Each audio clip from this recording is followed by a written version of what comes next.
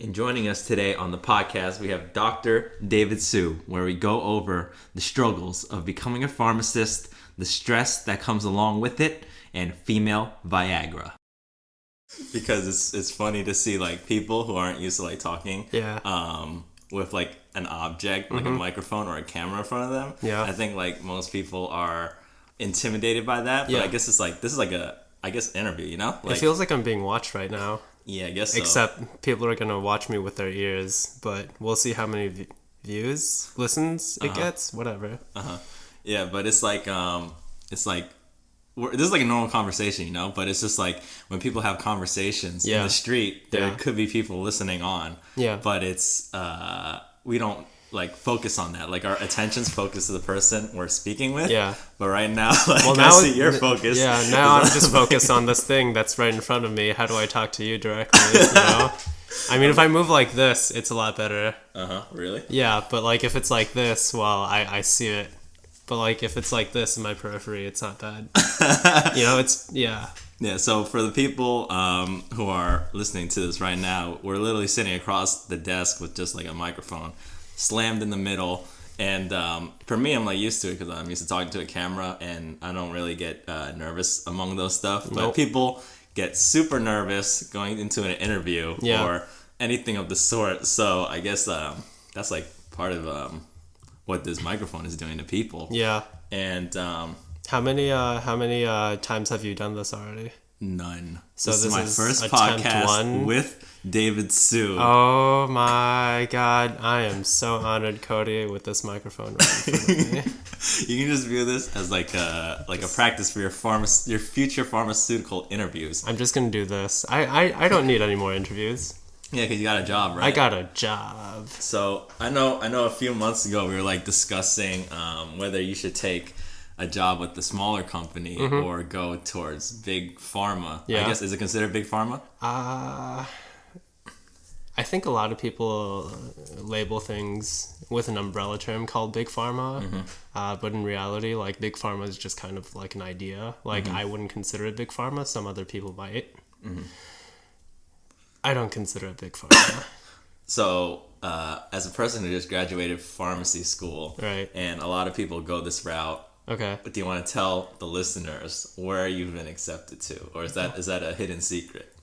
No, it's not a hidden secret. I got a job at Rite Aid.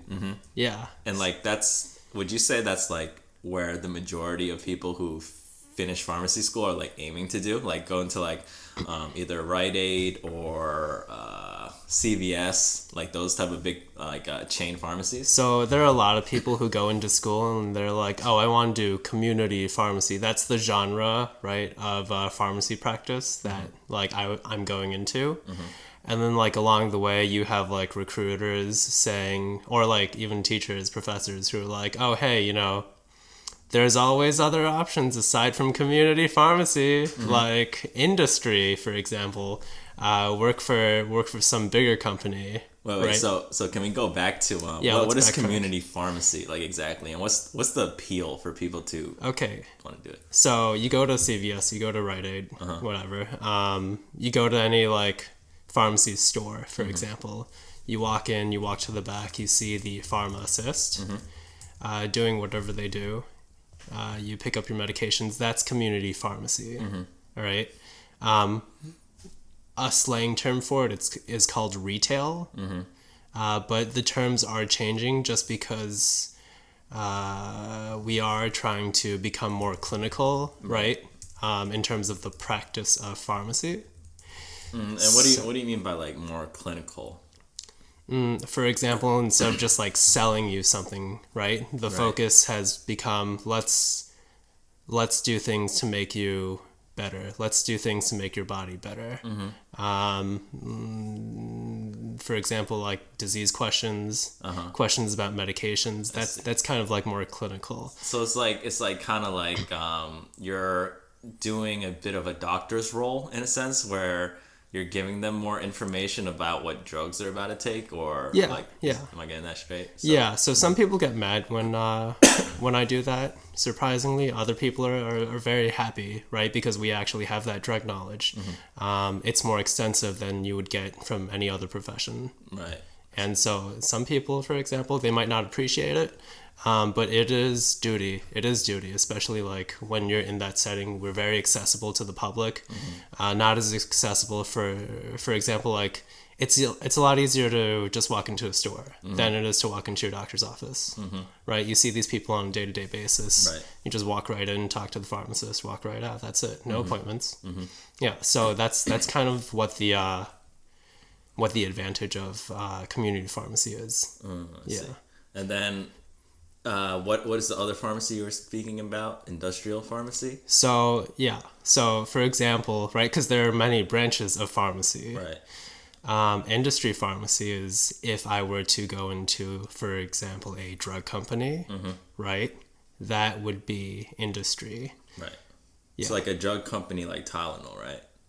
Or Yeah, that's a drug, not the company, but Johnson & Johnson, for example. I see. Yeah, like that's a company. Tylenol isn't it that the brand of a Johnson & Johnson company drug? Is that made by Johnson & Johnson? I have like to be honest, like I can't even connect the manufacturers to the brand drugs. But Tylenol is a brand medication, right? They might be manufactured by a bigger company, right? So yeah, if I go into an industry position, which I don't think I'm going to, because I like community too much, the label is not Tylenol. It's going to be like whatever company that is. Yeah. See. So what's like the appeal of the majority of people going to community pharmacy? Because from what you've told me and from what I've heard, you said like a lot of pharmacists tend to burn out within 2 years after graduation. Okay. And if the majority of people are going to like community pharmacies, like I guess retail branches is what I'm associating with community pharmacy right now. Yeah. Like where does that burnout come from? Where does that burnout come from? Yeah. Is it just because like it's so mundane, just packaging drugs for customers, or is it just like I don't know, like would you get mental strain from seeing people suffering? Because I guess you would see like sometimes like a customer come in like multiple times a week if they're really in need of prescription drugs. Okay. So yeah, a lot of burnout, especially in community pharmacy, it happens for different reasons. Yeah. Burnout is mostly from overwork, and that could result from anything. Overwork as in, I can only handle so much stress. Right. Now I'm burned out. I don't want to go to work. And so that could actually happen from different reasons. Sometimes people feel underappreciated. Yeah. And then you really get that burnout because it feels like you're just part of a factory unit, for example, when you are underappreciated, especially when it's from the people you're trying to help. Right. Yeah. And so people go into work and then they think, I'm going to be great. I'm going to love this job.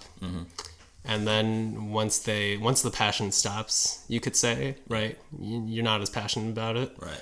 That's when you can start to feel burnout. I could be totally wrong because I've never experienced the burnout. I'm not a pharmacist. But you've worked in a pharmacy for a couple of years now, right? I've worked in a pharmacy, for a couple of years, yeah. So, but like from your perspective, I guess other pharmacists Right. that you work under, is that what they tell you? Do they like talk about their stress often, or it's like how is that like? So I see, especially when someone's overworked, because I've seen overworked pharmacists, Right. Where they're short on time. For example, something needs to be done today, get it down, now. That's when you really see the burnout. People who work as technicians, for example, who don't have the ultimate responsibility of the productivity of the pharmacy, let's say, right? I don't see them getting burnout. Yeah, I don't see them getting the same burnout. So I'm looking at this right now, and the headline is like Heavy workloads and long hours make stress management a critical skill for pharmacists. With a basic knowledge of coping strategies, pharmacists can overcome stress to achieve their personal best. I feel like it's easy to say, like, to have coping strategies, but I feel like this stress is just the part that comes with the job. Okay. So, like, I think most people who are looking to become pharmacists realize that. Mm-hmm. So even with the stress, what do you think fuels you and like your peers to want to become pharmacists, you know? Oh, like why would I, knowing that burnout and turnover is high? Yeah, because if I get this right, it's like if you want to be a pharmacist, you enroll in a pharmacy program. Okay. Correct? Yeah. And then that program is around 6 to 8 years on average, 6 years, right? Yeah. 6, like they're about normally to 6 try years. To up it, yeah. So, and then after 6 years, you have like 3 stressful exams. I think you said it varies from state to state. Yeah. Like, why do people put themselves through that? Is it just because of the money, or? Oh, okay. Now I see the smile. Now I see where this is going. Yeah, I think that's a great question. Just because I remember first year, in speech class, there was a question, right? First day. Oh, why'd you sign up to become a pharmacist? Wait. Right? So why do you have a speech class for becoming a pharmacist? We have to know how to be able to talk and handle situations where we can't stutter. The idea has to go through. Communication is very important. Right. So if I'm not able to communicate a very sophisticated idea to you in a very calm, organized manner, then I really can't function, right? Because otherwise, how do you pass that knowledge to the patient? Right. Yeah. So that's why we have a speech class. So yeah, back to the question. Back to the question. First day speech class. Professors like, oh, let's go around the room. One of the questions was, why do you want to become a pharmacist, right? Note that this question has been asked for a couple of days now, okay? Because everyone just says the same thing over and over again, asks the same questions over and over again. It's basic questions that just go on and on and on. It's like, oh, what major are you? Right. It's like the basic questions like, what made you choose this school? Why are you doing whatever major? Like stuff like that. Yeah. So people ask, and so we go around the room. I guess people are fed up. Like they're just like, I did it for the money, or my. Wait, so like you said, your professor asked this, and people are saying I did it for the money. Yeah, so some people are saying that like I did it for the money. There were others like, oh, my parents wanted me to go into pharmacy school. Why do you think that is? Because of money. Yeah, I think a lot of it was initially money related. Yeah. Factor in the fact that when you walk into a store, because that's the most exposure that you usually get. Yeah. You think that the pharmacist is just chill in the back, right? Yeah. So I think that a lot of it was, oh, okay, it's a lot of money. Yeah. And they don't do much. Right. What could they possibly be doing in the back? Yeah, because that's what I think too. Right? What could they possibly be doing in the back? Yeah, what's so hard about this? How hard is it to fill out these capsules with the name of a drug? Yeah, right? Right? Yeah, so that's kind of... That's like people's thinking going into this, like, does this profession without more exposure, more knowledge to actually what goes behind the scenes. Yep, right? Yep. So that was a lot of people's responses. All right. Okay. And then you watch it slowly change. As they're taking like these, I guess, even general study courses and like entry level pharmacy courses, like can you like tell us some of the entry level courses that it's more science based, right? And a lot of people tend to drop out once they hit like a chemistry or like physics, right? That's like the first year. You see a lot of people drop out. Like a lot. Yeah. It was ridiculous. Like the crowding in the chem room, lecture room, and then like at the second year, you see like a very significant decrease. I had 2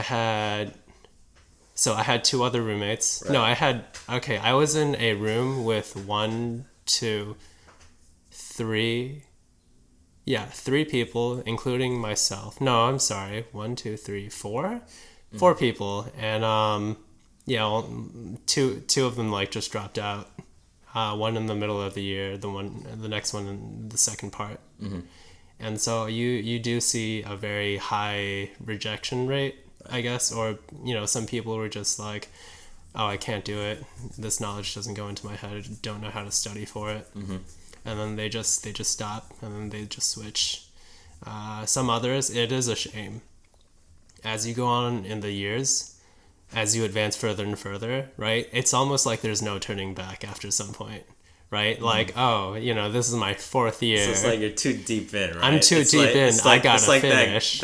That really ugly girl you just have to take home from the club, but as you sober up, you realize you're too deep in to stop. I've never been in that situation, so I don't know. But I thought pharmacy people party like crazy. I don't know.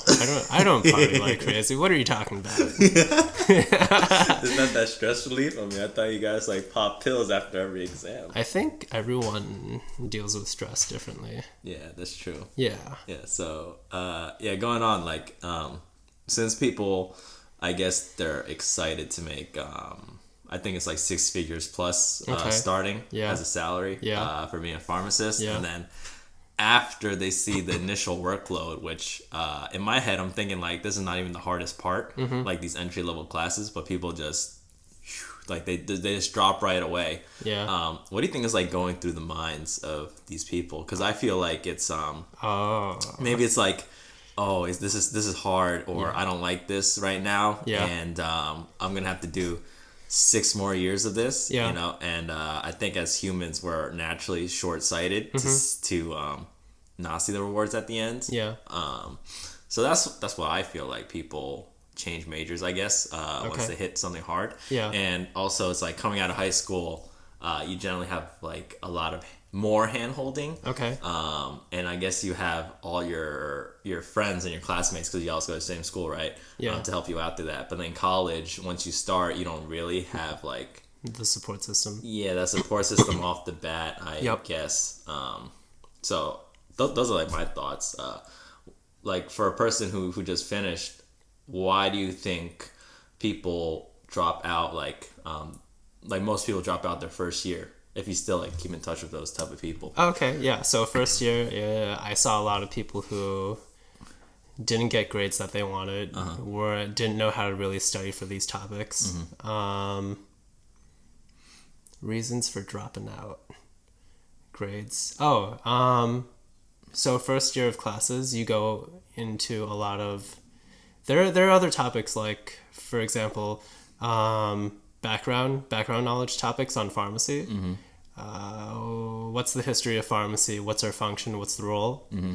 And so once people start to learn more and more about this, they could also drop out too. For example, we were told, hey, if you want to go into research, if you're looking to go into research or become a doctor, a medical doctor, right, to be more specific, this school is not for you, this program is not for you, right? You should switch to another program.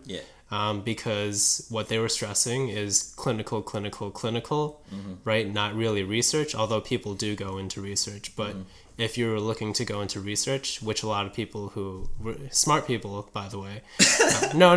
But they have to be smart to be a pharmacist? I've seen a lot of smart people drop out the program. They're like, oh, this is what happens after 6 years? No, I'm okay. Right? One girl dropped out the program. She was smart. She was really smart. And she actually went to become a doctor, like a medical doctor, not a doctor of pharmacy. So we were Is that harder? What, medical doctor? Yeah. I think it's hard. I think it's harder. Okay. That's even more money. That's even more years. That's true. Like, even if you pass all your tests, you still have to apply to residency and then actually wait to get a residency. I heard some people don't get residencies. And so that just like stops their professional growth. Right. They can't advance. That's what I've heard. Yeah, I guess they just have to stay as lab techs or just keep trying to get like residency or, or I guess they become doctors overseas. I guess those are the options if they want to stay in the field, I suppose. Yeah. Or they become a nurse. Or become a nurse. There's nothing wrong with nurses. Nurses run stuff in the hospital. Yeah. They go hard.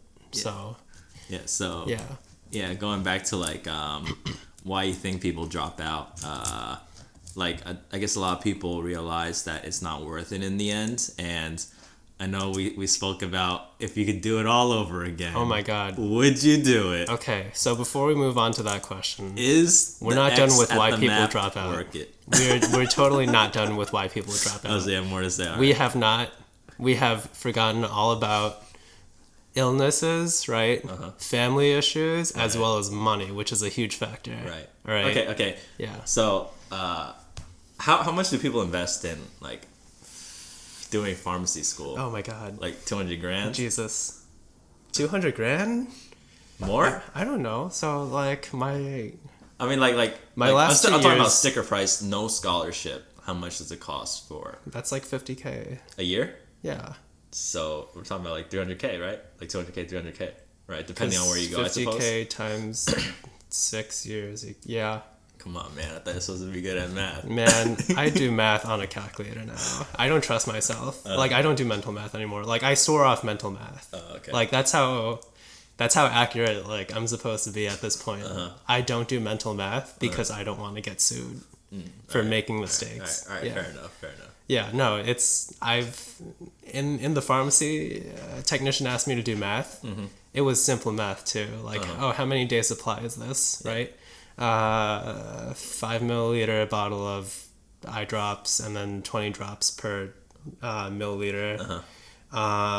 Based off of the directions, how many day supply, right? Really easy math, because if you think about it, it's just whole numbers. Yeah. But I'm like, nope, punch on the computer. Right. Yeah. Yeah, just I guess it eliminates like the margin of error. Yeah, it does. Yeah. So back to like family issues, illnesses. Okay. The sorts. I've seen so after a couple of years, you start to see people really stress out. Right.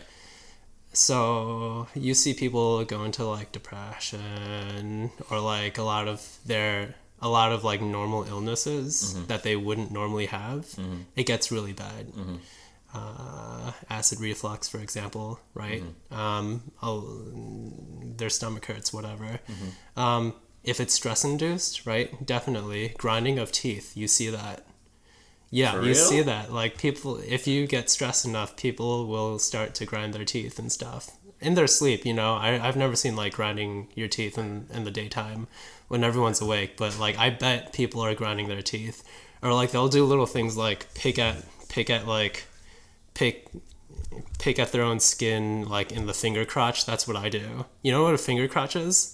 I mean, I'm showing you right now what the finger crotch is. Yeah, no. So, guys, a finger crotch is pretty right much here. The spacing in between your fingers. Yeah, so spacing in between your fingers, right? And just take your index finger and just put it right in between, right? Up until, like, you hit, like, the crotch of your fingers, and that's what a finger crotch is. And so that's my habit. But, like, some people will just, like, pick at their skin.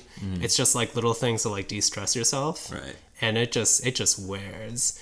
I remember I would do all-nighters for a good majority of my tests since 4th year, and that was like a lot of tests.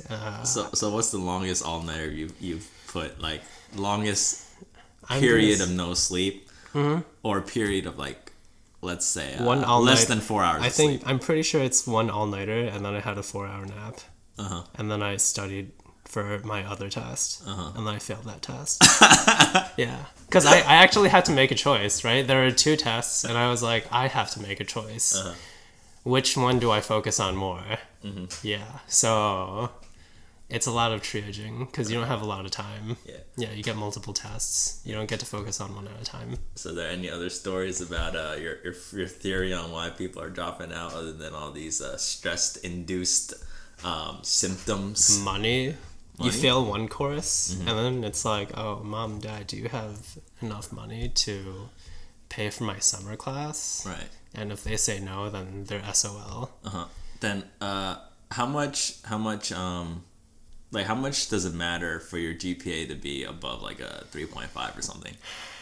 Okay, so special people aim really high. I know I'm not that special. So is there like a minimum you have to get to? There is a minimum. Is it like 3.2? First of all, for my program, there was like a minimum amount for like scholarship. Yeah. And there was another minimum amount for staying in the program. And this was like the first like 4 years or 2 years, right? So let's not even talk about scholarship, although scholarship is important, otherwise you can't afford school. Let's just talk about the minimum for staying in the program. It's like a certain level when you're undergrad. Right. And then once you get to like a certain number of years, it changes. It goes lower, right?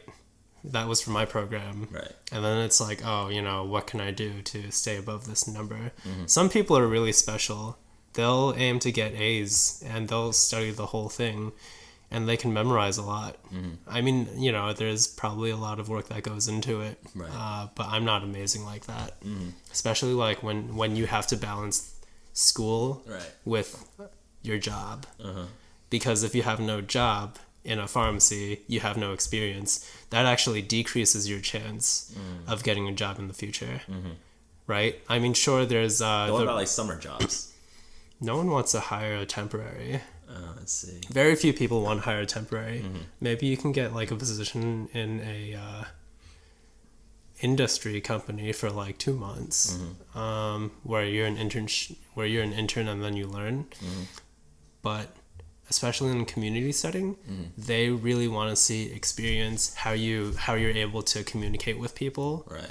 And that has to be honed, right, for a longer period of time, right? And then you have to be used to that pace. Yeah, I mean, I think that's a good thing though, because I think a lot of companies, they just want to churn like I guess low level employees out, but it seems like these pharmacies, I guess the good part is, since they want you for a longer period of time and you're working under a pharmacist, or you should be, at least in my head, it seems like you have a better chance of getting a job right after college for the pharmacy that you work under. Oh yeah, and I definitely. know that was your case, but I know like in a lot of other majors, even if people intern, they might just intern for the summer, or if they do it during the school year, it's probably just for a shorter period of time. And I think many times it doesn't guarantee a job or even a high percentage chance that you might land a job with that company. Yeah, I mean, I've seen that happen. So I heard about cases where in other companies, right, where they hire the interns and then just for cheap labor. Well, no, not just for cheap labor. What they do is they actually start training you from like level 1. Right. They love young pharmacy people. So like because they're easy to mold. They're easier to mold, yeah. Yeah. And so what'll happen is, I won't name the company. Right. They hire, and then so you're a technician first. You're an associate first. You move up to technician. You go into intern. Right. These are levels. You hit intern, right? You start. You're almost about to graduate, and then you get another interview to become a pharmacist. Right. So you could be, a employee for X amount of years. If you don't know their system well enough, you don't get the job to become a pharmacist. Which it is a shame, but then again, you have to know how to operate the company too. Yeah. So that I've heard about that happening, which is a shame, But it's not like, oh, I don't have a job at this one company. You can still move on to another company. Yeah, that's true. If you end up being a good pharmacist, I'm pretty sure like other companies will definitely, or other businesses, they always want good pharmacists. So it's not like the end of the world. Yeah. But yeah, that situation occurs. I'm sure it occurs. Yeah.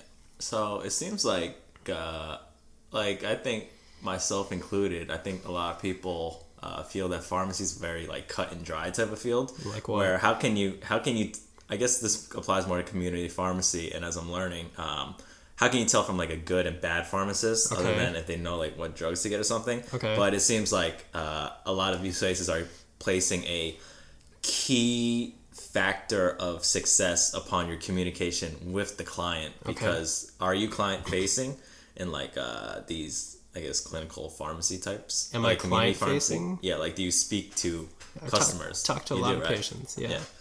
It's actually a law. Every time you get like something new, they definitely have to counsel. The pharmacist has to counsel the patient on what this medication is, and give a good talk. Right. Go over any concerns that they have. A lot of the times you might not realize this, but when you pick up your meds, you have the chance to deny counseling, which most of the time you do. Right. You just check the box on top, and then you just sign your name, and then you just walk away, which most of the time, they do. They deny their rights to counseling, but that doesn't mean you can't have counseling. Mm-hmm. You can have counseling anytime. Right. You can pick up your prescription today, call the pharmacy you get your stuff at, and I'm pretty sure like they would talk to you about it, no problem. Uh-huh. Yeah. So what happens if you give a client the wrong drug? Oh my God. Let's God. say there's like 2 Mrs. Jones, and then you're tired from the day before of like a 12-hour shift, and you're just burnt out. Yeah. And you're just like, all right, here, Mrs. Jones, this is your weekly prescription. Yeah. Picking up this little baggie. Okay. And just handing it into her. And since she's such a regular, she just trusts you. She doesn't even look at it. Yeah. Well, and then she goes home, she takes it, and she has a crazy allergic reaction. Okay. Does that ever happen? So basically, mistakes are bound to happen, right? You do something for long enough, you're bound to make a mistake. Right. Yeah, especially when you have like that many factors to worry about, different medications, whatever. Right. Yeah, it's pretty bad. If that happens, it's not ill intent. I'm sure no one does it on purpose because your license is on the line, your name is on the line as well. Right? When you fill something, when you approve of something, and just give it to the patient.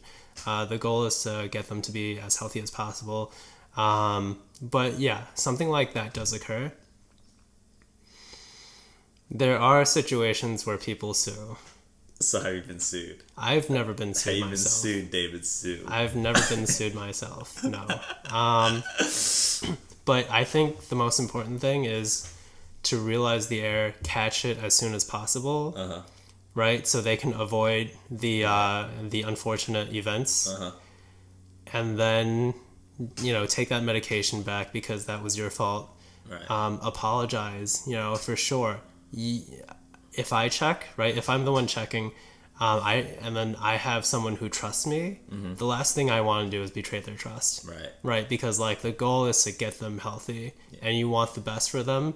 But oh my God, when that situation happens, good God, you're just like, oh, this is a pretty bad situation, right? You have to just let the patient know, right? Like if it's my fault, I'll say, hey, it's my fault. I dropped the ball. There's no shame in owning up to the mistakes that you did, right? It sucks making mistakes. You don't want to make a mistake, especially if you kill someone. Then that's like with you for the rest of your life. That's crazy. I wonder like how much pharmacy induced deaths there are.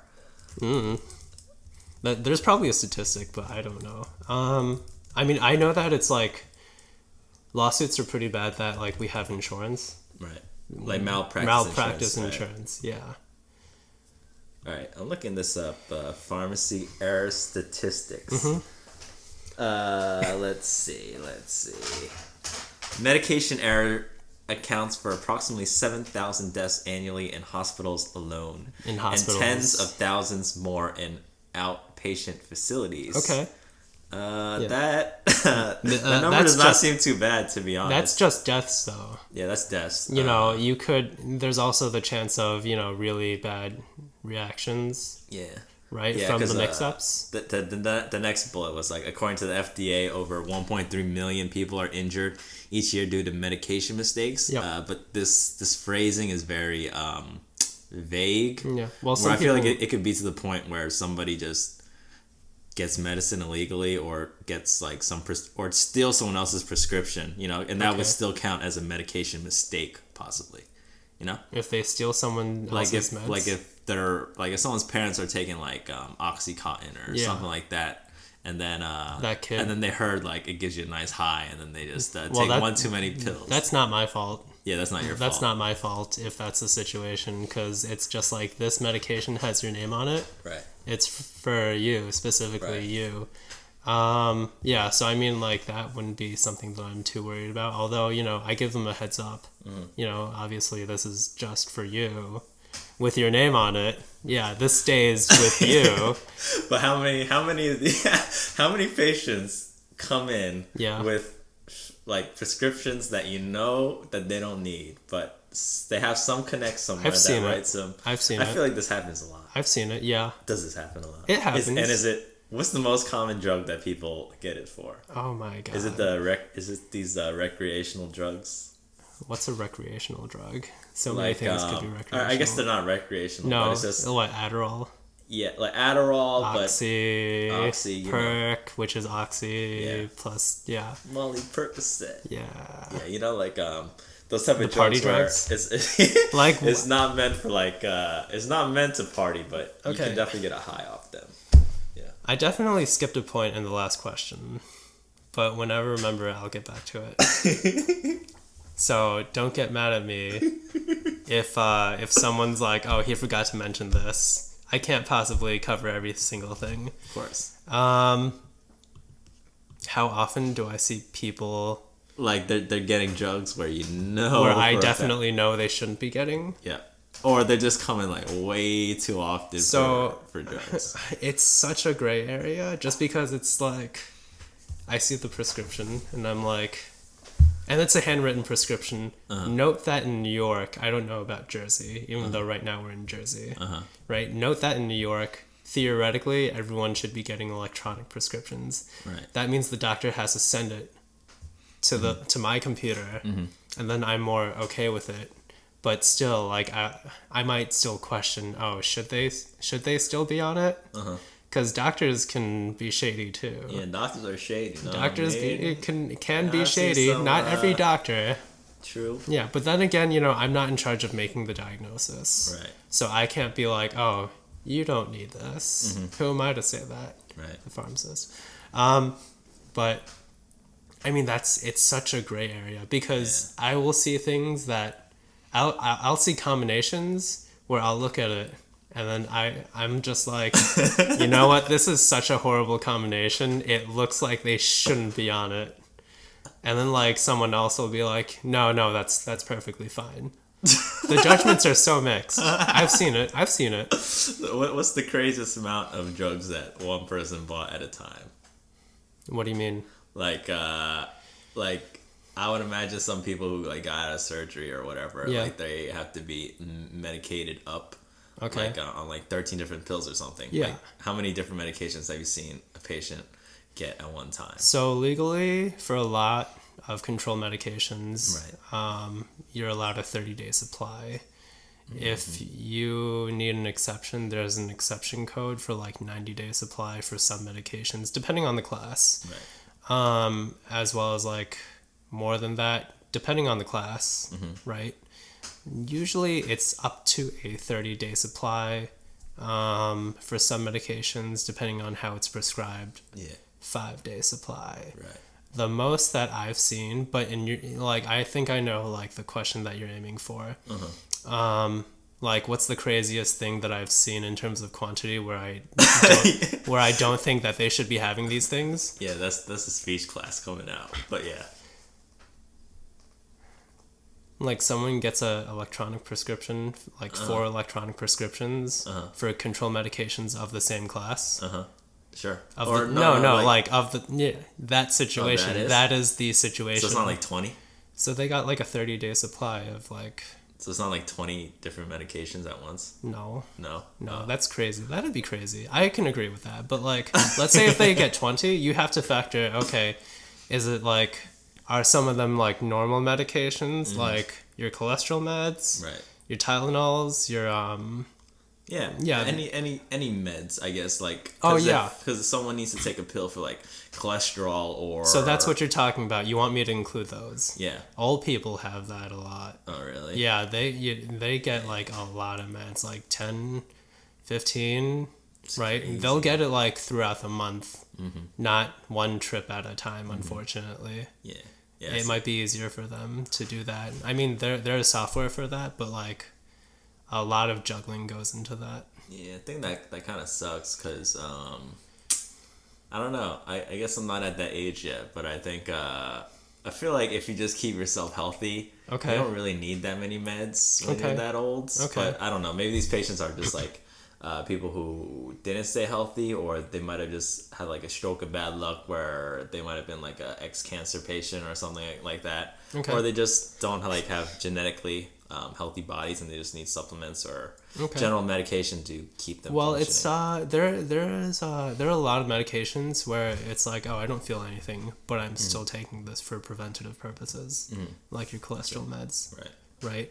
right? There's no specific goal for cholesterol level, right? You just take it, you're just prescribed it based off of your risk factors. And then, believe it or not, that's how they play the game. They look at how your liver's doing from time to time, see if you can handle, that level of cholesterol med in this example. How are your muscles feeling? Good? Okay, we will continue it and hope that you never get a heart attack. Right. Because it just lowers... There are situations where it's just, let's lower the chance. Yeah, let's just lower the chance. You're on it. Boom. Yeah. Yeah. So, like, lowering the chance struck like a thought in me. And it's like, Lowering the chance of stroke thought in you.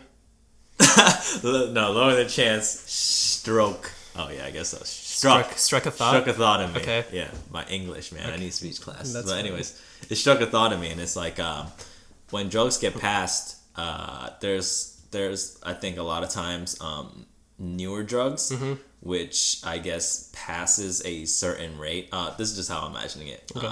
Like a drug obviously goes through a lot of clinical trials before it's approved by whatever department, FDA I think is one of them. Yeah. But I'm sure there's like way more, at least in the US. So, and a lot of times drugs have like side effects known written on the label. Okay. But I want to know what makes, like, what percentage of a given drug has to pass, like, I guess what are the tests that it has to pass before it's released onto the market? Like, okay. If there's a chance that someone can die, Yeah. is it like, does it have to be like 0.0001% chance? Oh, okay. Or, yeah. Like how are drugs approved? Yeah. Or like more so like what are the tests, I guess, thresholds? I'm supposed to know the specific steps, but I've been studying so much that my mind's on other things. Yeah, I have like 10 chapters of a preparation book that I'm just trying to memorize, and I just delete things in my head. But in general, what happens is, right, like let's say I'm a big drug company. Right. I want to make a new drug, right? A lot of the times what they do is they take a bunch of little chemicals, right? Right. Like, I have this many chemicals. Let's see if I can get this reaction. So I just do tests, right? Yeah. Non-selective, just boom, boom, boom, boom, boom. Let me see what it does, right? And then, like, I get to a section where it's like, okay, I think this does something. Let me see the specifics about it. More randomized tests. Not randomized trials. I'm talking about tests. Just to see, like, if it's the thing that I'm looking for. What type of tests, though, are we talking about? For example, like, like, let's say we're trying to make a new fever medicine. Okay, fever medicine. Yeah, sure. Okay, sure. Like a new combination for ibuprofen or like a stronger ibuprofen. Okay. What would be like the first steps to do that? So we have these chemicals, right? Okay. And I guess we look at all of them. Okay. We have a hypothesis on which works together and we think would have a good outcome. Okay. And then we want to do tests. Okay. How do we test that? Okay, so you have a drug molecule. You have a drug, and you're like, oh, this is pretty good. Let me see if it has like any effect. Right? Let's test it on now. Let's just see. Let's see how it goes. Cheapest way to do it. Test it on animals first. Like a lot of animals. Mice. Like a lot, yeah. Like various animals? It depends on what you're doing it for. PETA's gonna come. No, PETA knows. Look, PETA knows. So obviously humans cost more than animals, right? So what they'll do is they'll just test it on animals before they move on to humans. Not my. They have to. They actually have to. Not my beautiful rhinoceros, though. Of course, no. That's just too expensive. But it depends. It depends on like the system that you're testing it on, like the system of your body that you're testing it on. And then so you pick the animal based off of that. You would just see if there's like any efficacy, for example. You know, look at the safety. Someone approves it. on a board, and then it moves on to like humans. Whoa. I'm like really summarizing this. Like I'm really summarizing. All right. So like I'm it's just alright like, though, but like how big is the board? Like is this like three people who see the results and they're like, all right, let's try it on humans now. No, it's way more stringent, right? There's more stringent, but is it a private company, that private board? I forget. But basically, in general, first you test it on animals, right? Then it moves on to humans, because if the animal test, obviously looks like it's not promising, they're not gonna give it to humans, because why would you waste money like that? There's also like fun hacks that companies are known for. Like, oh, this human trial didn't go well, we just won't give the results to the FDA and we'll just not tell anyone about it. And because there's no money in publishing a study where you show that the drug doesn't work, right? So like that's an example. And so, I mean, in either case, you have your trial, you have to test, especially when it's like humans, efficacy, basically how effective it is, as well as the safety, right? Those are going to be separate trials, most likely. And then after that, and I'm just summarizing this, then smart people at the FDA, they look at the trials with the numbers and the stats, and they do a yes or a no. They look at, how good is it, as well as the safety. If it's like a super dangerous drug, the chance is probably it's not getting approved, right?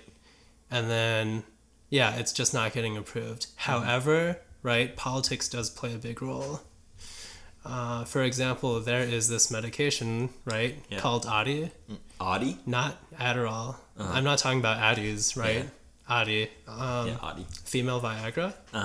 Yeah, so... What? Regular Viagra. Sure. Well, female Viagra does not work the same way. Alright, well, okay. Before we go any further, let's hear about this female Viagra. Okay. I've never heard about it. Adi. So, it's, So, one time there was this situation where it's like this one drug company, right, small drug company, just has this drug, right? They're like, oh, hey, I want to get this drug out, right? Let's get this selling, right? Let's get it approved first. Does trials, presents the trials.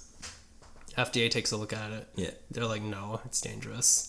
This is the way that it works is like an antidepressant. Right. You can't even have alcohol with it, and it does not work like Viagra, where you just take it and then immediately go have relations. Right? The lady has to take it consistently in order to have any effect. So it is very much like an antidepressant. And you have a bunch of like side effects to it, and you can't even have alcohol, which people drink, and then like they have sex usually. Like that's such a combination, and they're like, no, what a terrible idea, right? This is totally not cool. What if the girl just wants to masturbate? Alright, Anyway, so it does not work like regular Viagra. Like the mechanism that it works in your body does not work the same way. Right. But the public likes to call it female Viagra because it's very easy to remember, right? For the function. Right. Female Viagra, that's the unofficial term. So what does it do? So what? What do you mean? What does it do? Yeah, what does it do? Like it's an antidepressant. It's an antidepressant. It works like antidepressants. But I'm not done with the story because I'm gonna keep telling you about this before we move on to what does it do. Okay. All right. FDA says no. Then they're like, oh crap, that sucks. My company's dead. Let me just sell this company for whatever. Right. Sells it to someone else. This other person's like, oh, you know what I should do? I should get feminists on this because the FDA doesn't like women. Okay. FDA didn't approve female Viagra because your government doesn't like women's rights, whatever. Women get pissed about it, right? And they're like, get this approved because equal rights, whatever. So that, under pressure, the FDA in that situation caves, and so now we have Adi, but you can't take it with alcohol, and it's a bad drug. But like that's a situation where politics comes into play, unfortunately, because the FDA's job, for me, right, is basically to make sure the things that go out, especially when it's drugs, it's safe, right? It's effective, or at minimum, it has to be safe, right? And if it's not safe, or if there are some bad effects, right, you have to have some benefits. But this is an example where this drug was horrible, but because of politics, it passed. So, yeah, politics plays a role. Moral of the story. Moving on to how Adi works. It's like an antidepressant. Yeah, you keep saying it's like an antidepressant. It's like an antidepressant. I don't get it. What do you mean? What's not like? What's so it's just called female Viagra because it's an antidepressant made for girls. So let's talk about regular Viagra. All right. And how it works. All right. So from my understanding, okay, it seems like Viagra is used by men. Okay. And that's just to engorge their penis with blood. Yeah. And that's pretty much the extent of what I know. That's pretty much. Except for like the catchy slogans of like better, longer, faster, stronger. Yeah, I mean, well, okay, so regular Viagra, obviously regular Viagra. Let's use that term. Rhino horn. Okay. Oh, you walk into it. Okay, all right. Let's make this. Let's start from basic to like final story. Right. You walk into a GNC. You ever go into the mail section? You've gone with me. We have gone to the GNC before just to check things out. You'll see nitric oxide. Right. Nitric whatever, oxide. Right? That actually, so theoretically, it is good, right, for erections because you do require nitric oxide for erections. But, I am not going to say that it works because I don't think it works.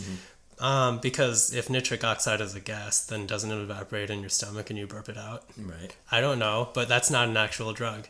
But in terms of erections, right, penis needs nitric oxide in order to get an erection with blood flow, whatever.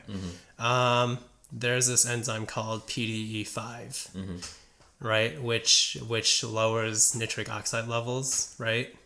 And then now you have, so if you have lower nitric oxide levels, or if if you have lower nitric oxide levels, not likely to get an erection. That's just because you need nitric oxide in order to get an erection. As well as other things, but that's like the main mechanism. Viagra, PDE5 inhibitor, right? So that actually stops, right? That's what the name is, PDE5 inhibitor. That's not the actual name of the drug. That's how it works. It inhibits PDE5. You increase and so that causes an increase in nitric oxide, right? And then it causes you to be able to get an erection. All right. So that's how Viagra works, right? But with Adi, it's an antidepressant type, right? It's there's nothing to do with nitric oxide, right? You need a longer term of use in order to get the benefits, right? And the drug class is antidepressant type.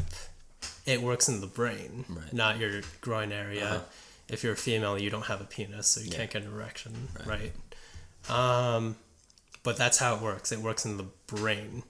It's not for erections because females don't get erections. Some do now. Last time I checked.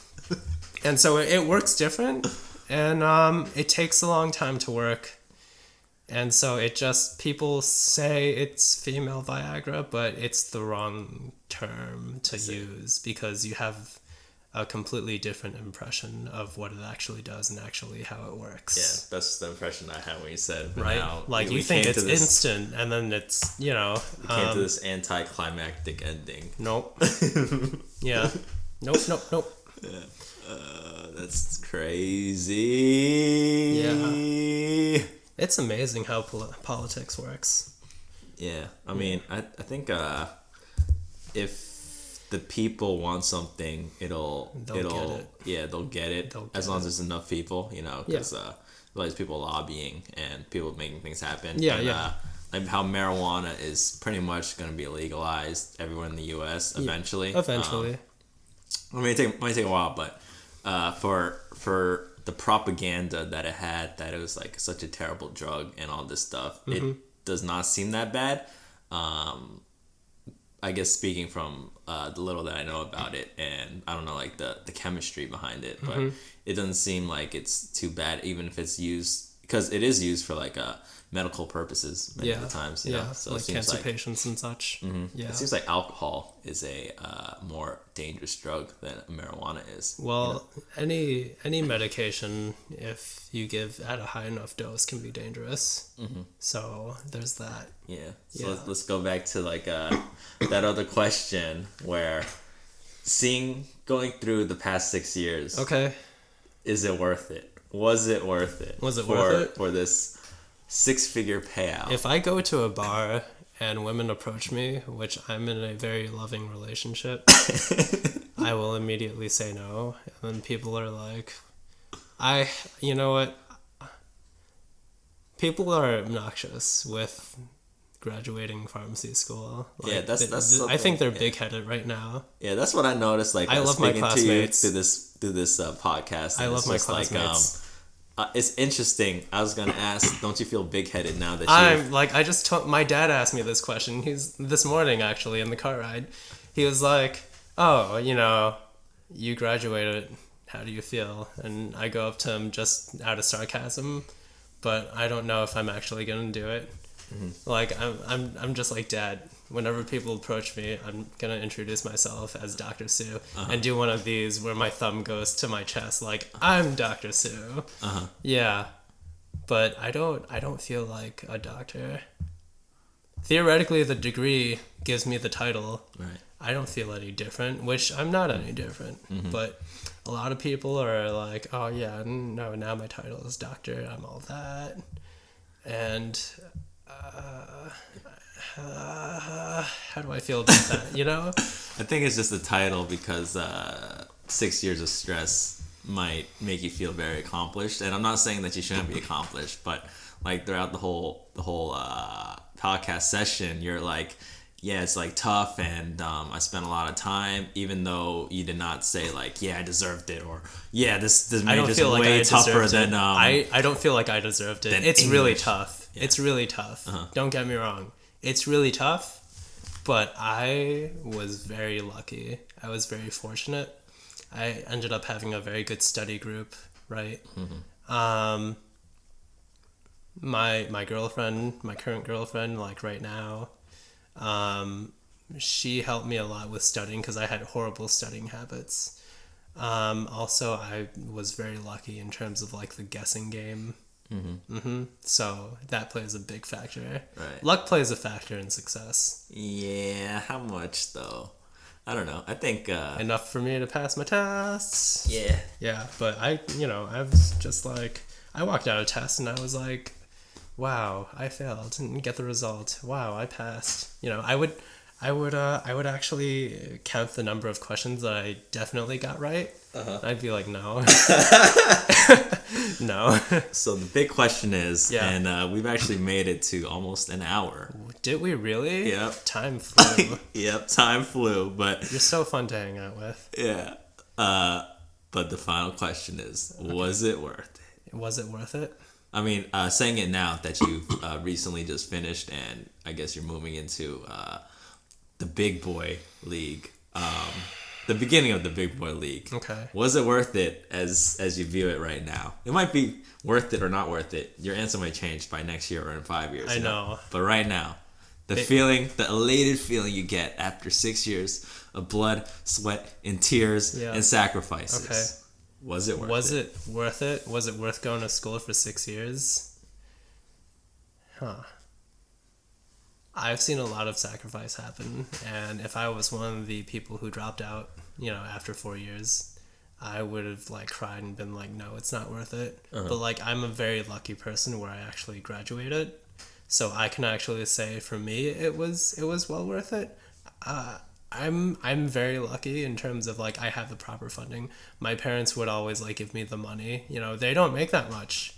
They don't make that much, and I don't want to drag them down if I fail. So in this scenario, I can actually say, sure, the payout is worth it. Other people might not have the same idea if they did not graduate.